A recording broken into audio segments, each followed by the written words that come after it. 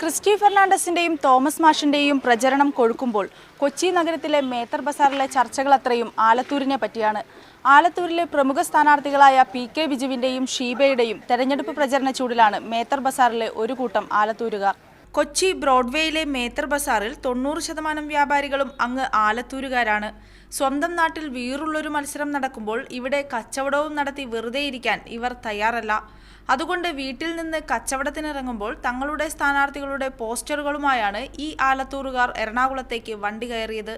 ആലത്തൂർ മണ്ഡലത്തിലെ ഒരുപാട് ആൾക്കാർ ഇവിടെ ഉണ്ട്. അവർക്ക് ഒരു ആവേശം. അപ്പോൾ ഇവിടെ ഒന്ന് നമ്മുടെ പ്രചാരണത്തിന് ഇവിടെ ഒട്ടിച്ചു.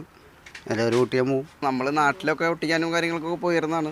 പക്ഷേ ഇവിടെ വന്നപ്പോൾ പോകാനുള്ള സൗകര്യം ഇല്ല. അത് കാരണം നമ്മളിവിടെ ഒട്ടിക്കണു ഇവിടെയൊക്കെ ഞങ്ങൾ ചെയ്തുകൊണ്ടിരിക്കുകയാണ്.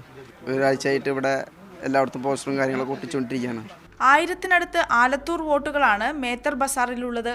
ആ വോട്ടുകൾ തങ്ങളുടെ സ്ഥാനാർത്ഥിയുടെ അക്കൗണ്ടിൽ തന്നെ വീഴ്ത്താനുള്ള സജീവ പ്രചരണത്തിലാണ് ഇരു മുന്നണികളും. മീഡിയ 1 കൊച്ചി.